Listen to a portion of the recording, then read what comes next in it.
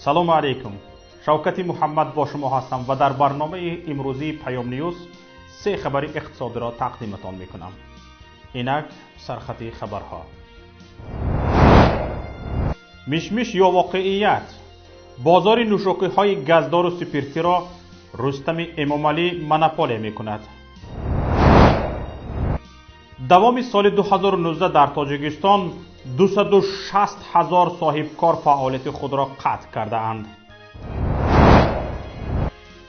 در 9 ماه سال 2019 اعضای حزب خلق دموکراتی تاجیکستان به حساب 10.5 میلیون دلار مبلغ بودجه را دزدیدند. یک هفته است که در شبکه‌های تلویزیونی تاجیکستان پخش نوار تبلیغی نوشاکی‌های گازدار منع شده است. از جمله نوشاکی‌های کوکاکولا که رکلامش در تمام دنیا به رسانه‌ها درآمد خوب می‌آورد. این تصمیم بدون آگاهی و یکباره گرفته شده، کسی اطلاع نمی‌دهد که سببش چیست و فرمان از کجا رسیده است. در شبکه‌های تلویزیونی از سبب چنین تصمیم اظهار بیخبری می‌کنند و تنها گفته می‌شود که به فرمان کمیته تلویزیون و رادیوی نزد حکومت جمهوری رکلام کوکاکولا بازداشته شده است. از کمیته تلویزیون و رادیو منع کردن پخش چنین نوارها را به خبرگزاری از اپیلوس تصدیق کرده گفتند رکلام همه نوشاکی‌های گازدار منع است. رکلام نوشاکی‌های ضررآور و محصولات بی سرتیفیکت مطابقت همچنین رکلام نوشاکی‌های سپیرتی در تلویزیون منع شده است. اما سبب این تصمیم را شرح ندادند. خود رکلام دهندگان هم از سبب منع تبلیغ محصولاتشان بیخبرند و به مکتوب‌هایشان تا حال جواب از کمیته تلویزیون و رادیو نگرفتند. تبلیغ نوشاکی‌های کوکاکولا حتی در برنامه‌هایی که این شرکت سرپرستی می‌کند ممنوع شده است. کسی سبب این تصمیم تعجیلی مقامات را بدون هیچ شرحی از طرف آنها نمی‌فهمد. برخی آن را به اقدام اخیری حکومت در مبارزه با فربه‌شوی ربط می‌دهند. این مسئله حتی در مجلس حکومت بررسی شد و رئیس جمهور با آن دخل کرد. اما چرا نوشاکی‌های سپیرتی را منع کردند؟ باز به خاطر بیزنس اویله. طبق اطلاع منبع پیام، منع تبلیغ نوشاکی‌های گازدار و سپیرتی به آغاز کار کارخانه استحصال نوشاکی‌های سیام بستگی مستقیم دارد. این کارخانه روز 27 آگوست شروع به فعالیت کرد و رئیس جمهور امامعلی رحمان با قایچی‌اش در مراسم افتتاحی آن شرکت نمود. شرکت سیام به هلدینگ اوستا گروه و آن به برادران میرزایف‌ها متعلق است.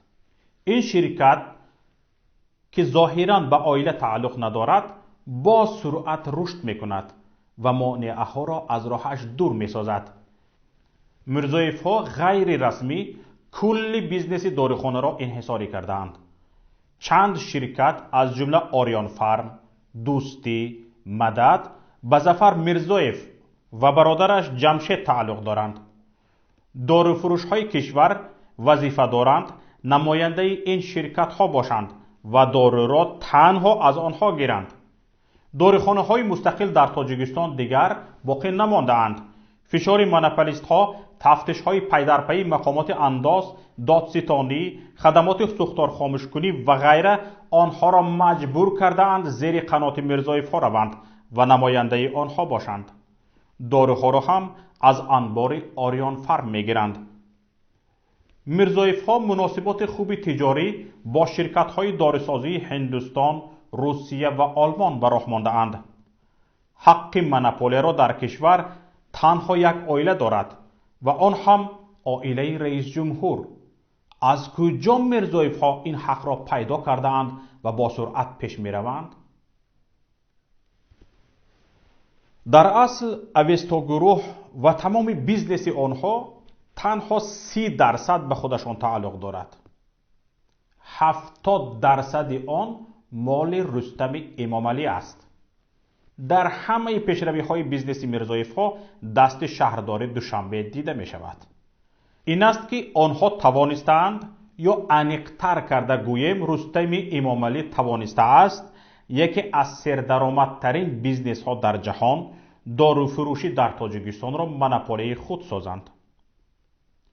خورشید میرزایف یکی از برادران میرزایف ها همسینف و دوستی رستمی امامعلی است و روابط تنگاتنگ میرزایف ها با رستم امامعلی توسط خورشید تامین شده است.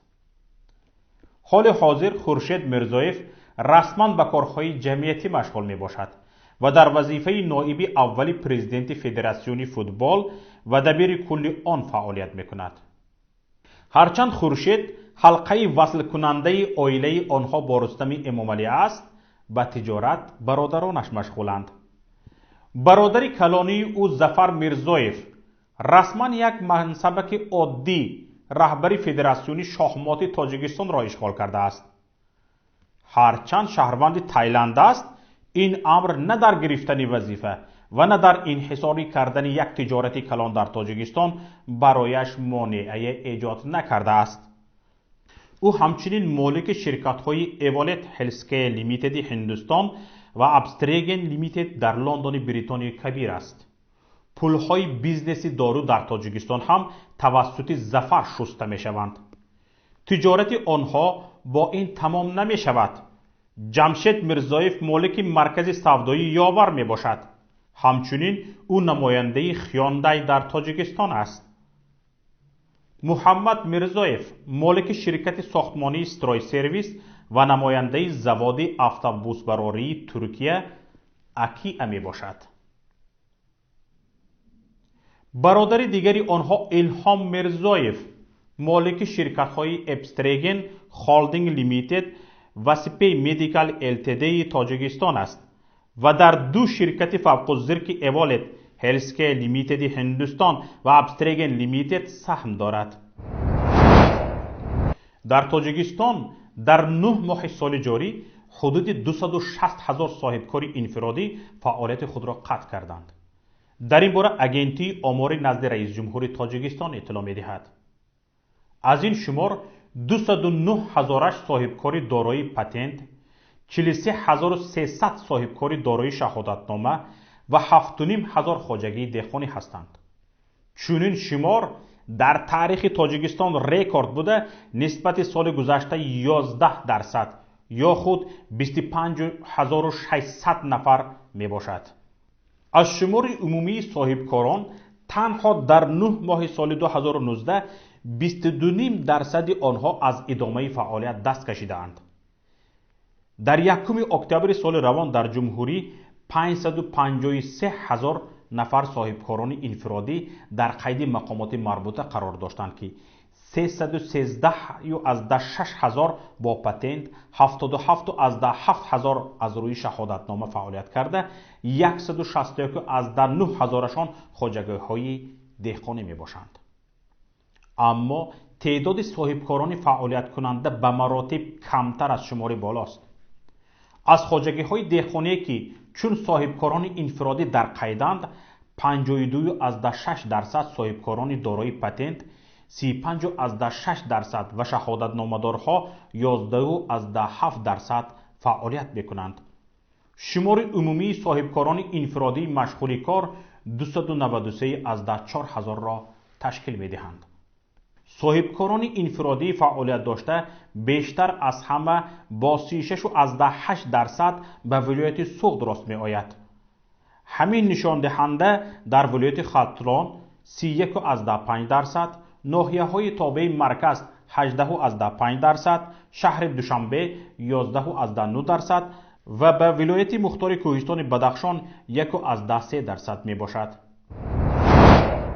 در جریان سنجش فعالیت تشکیلات و مؤسسه‌های بودجتی کشور در 9 ماه سال روان به مبلغ 102.5 میلیون سومانی مبادل بیش از 10,500,000 دلار ضرر مالی آشکار شده است. طور دفتر مطبوعاتی پالاتای حساب جمهوری تاجیکستان اطلاع می‌دهد این مقدار زیان در نتیجه برگزاری 217 سنجش اودیتوری در وزارت و اداره‌ها، سوبیکت‌های خواجگیداری، مرکز و گروه‌های عملی سازی لایحه‌های سرمایه‌گذاری و دیگر تشکیلات‌های بودجتی آشکار شده است. اکثر دلایل آشکار شده رسانیدن ضرر پولی به بیهوده صرف کردن بودجت، کم یا رویپوش کردن اندازها، بالا بردن ارزش حجم تعمیر و ساختمان، خراجات غیرقانونی و به اساس از اعتبار ساقط کردن مبلغها دخل داشته‌اند. همچنین در موردهای فروش و اجاره اموال دولتی پرداخت نکردن فایده دیویدند از روی سهمیه‌های دولتی نیز ضرر مالیوی معین شده است. ضرری از همه کلان از روی نتیجه‌های سنجش اودیتوری در نیم ساله اول در کارخانه واحد دولتی منزل دسترس 41,100,000 سامانی معادل زیاده از 4,200,000 دلار به قید گرفته شده است. این هم در حال است که بنابر رشد سراسری فساد در تاجیکستان بیشتر دزدی‌های افشا شده با پرداخت رشوه پوشانیده می شود. یعنی بعد آشکارشوی آن دزدها به تفتیشگران قسمتی از پولهای دزدیده‌شان را رشوه می دهند و مسئله همانجا حل می شود. اکثر کل کارمندان مؤسسه های بودجوی اعضای حزب خلق دموکراتی تاجیکستان هستند. رهبر این حزب امامعلی رحمان است. هر سال صدها دزدی پول اموال بودجه از طرف اعضای این حزب آشکار می شود. در روسیه در دهه دیمیترووسکی نزد شهر کراسنogorsk میان دو گروه مهاجران کاری تاجیک مناقشه سر زده در نتیجه زنازنی 6 نفر مجروح شدند. این و چند خبر و رویدادهای دیگر را در گزارش همکارم صفیه واحدова بشنوید. قرار است به زودی نهاد ویژه مدیریت نقب‌ها در تاجیکستان تأسیس شود. با نقل از آزیا پلوس این نهاد در چارچوب وزارت نقلیات و کمیته دولتی سرمایه‌گذاری و اداره اموال دولتی فعالیت می‌کند و وزارت مالیه آن را حمایت مالی خواهد کرد. بر اساس آمارهای رسمی تاجیکستان طی سالهای اخیر و با استفاده از سرمایه‌گذاری خارجی 5 نقب در نقطه‌های مختلف تاجیکستان ساخته شده است. طول این نقب‌ها در مجموع 18 کیلومتر و برای ساخت آنها بیش از 248 میلیون دلار هزینه شده است. در همین حال خدایارزاده وزیر نقلیات تاجیکستان از شرکت IRS Innovative Road Solutions انتقاد کرد که این شرکت به مقامات حسابات را پیشنهاد نمی‌کند. طور نشریه نقلیات نوشته است وزیر گفته است از بی‌مسئولیتی کارمندان IRS در راه دوشنبه خوجند تنبشوی به وجود می آید و ماشین‌ها تا 2-3 ساعت در نوبت می ایستند. خدایارزاده می گوید آبپرتوها پر از سنگ و خاکند. خدمات را سفارش می دهم که آید به این مسئله سنجش گذراند. نمایندگانشان می گویند کارمندان IRS آنها را کار کردن نمی مانند. مگر این راه تاجیکستان نیست؟ آخر جوابگوی همه راه‌های کشور وزارت نقلیات است. کم و کاستی راه‌ها را از ما می پرسند. وزیر نقلیات دستور داده است که برای به ترتیب درآوردن نقص تکنیکی راه دوشنبه خوجند که در اختیار شرکت IRS است چاره‌های مؤثر اندیشیده شده به راهبر شرکت نامه فرستند. 10 اکتبر سال روان در ناحیه اشت کشاده‌شوی خط‌سیر شیدان قوقان با اشتراک نمایندگان شهر قوقان ولایت نمنگان جمهوری ازبکستان برگزار گردید. طور دفتر مطبوعاتی مقامات اجرایی حاکمیت دولتی ناحیه اشت خبر داده است در کشاده‌شوی خط‌سیر مهمانان از حکومت شهر قوقند ازبکستان نیز شرکت کردند. پیش از این میان تاجیکستان و ازبکستان حرکت اتوبوس‌های مسافربری در مسیرهای تاشکند خوجند، ترمیز دوشنبه، فرغانه خوجند، دهنه دوشنبه و سمرقند پنجکند راه اندازی شده بود. طبق گزارش اگنسی آماری تاجیکستان طی 9 ماه سال روان 600,000 نفر شهروندان ازبکستان به تاجیکستان سفر کردند که 63.4% از تعداد کل شهروندان خارجی وارد شده به تاجیکستان را تشکیل می‌کند. در روسیه میان دو گروه مهاجران کاری تاجیک مناقشه سر زده در نتیجه زنازنی 6 نفر مجروح شدند. این حادثه در دهه دیمیترووسکی نزد شهر کراسنogorsk روسیه به وقوع پیوسته است. طور نشریه کامسomolskaya pravda خبر می‌دهد در زنازنی مذکور 11 نفر مهاجران مهنتی اشتراک نمودند. طبق معلومات در زنازنی حتی از کارت هم استفاده شده است. همه جبردیدگان شهروندان تاجیکستان میباشند که سنشان از 21 تا 31 ساله را تشکیل می‌دهد. 5 نفری آنها با کارت زخمی شده، 1 نفر دیگر سخت لط خورده است. مهاجران دیگری که در این زن و زنی اشتراک نمودند پیش از آمدن کارمندان پلیس از جای حادثه غیب زدند. طور منبع قید نموده است در حال حاضر نسبت حادثه مذکور تفتیشات ادامه دارد. در قزاقستان اولین آنلاین اکادمیای اسلامی در خود را برای دو طلبانش باز کرد. خواهشمندان قزاق زبان من بعد می توانند دانشجوی اکادمیای اسلامی شده از استادان دانشگاه اسلامی نوری مبارک به طور ویرتوالی درس اسلامی آموزند. شرکت در درس ها و آموزش از دلخواه نقطه عالم در دلخواه وقت امکان دارد. استادان آنلاین اکادمیای اسلامی نیز همیشه آماده خواهند بود که توسط پیام رسان‌های اجتماعی با دانشجویان در علاقه باشند.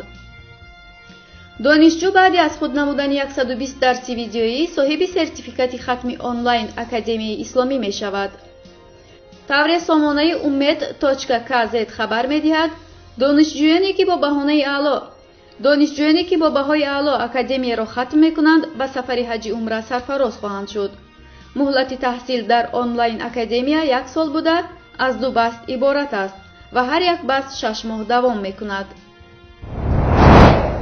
اینجا نهایت برنامه امروزی ماست. برنامه های دیگری ما را در شبکه های اجتماعی و پایگاه payam.net پیگیری کنید. هر رویداد یا حادثه را شاهد شدید لطفاً به نوار گیرید و ثبت آن را به رقم 49 15 16 46 15 947 توسط پیام رسان‌های واتساپ، وایبر، ایما یا تلگرام فرستید. مشتری شدن به شبکه یوتیوبی ما، نوشتن نظر خود درباره نوار، پخش تگمه معقول شد و همچنین پخش تگمه زنگوله را فراموش نکنید. این به شما امکان می‌دهد که برابر نشر نوارهای ما در یوتیوب شما در حال باخبر شوید. الها کامیاب باشید. با امید دیدار در روز دیگر. خیر.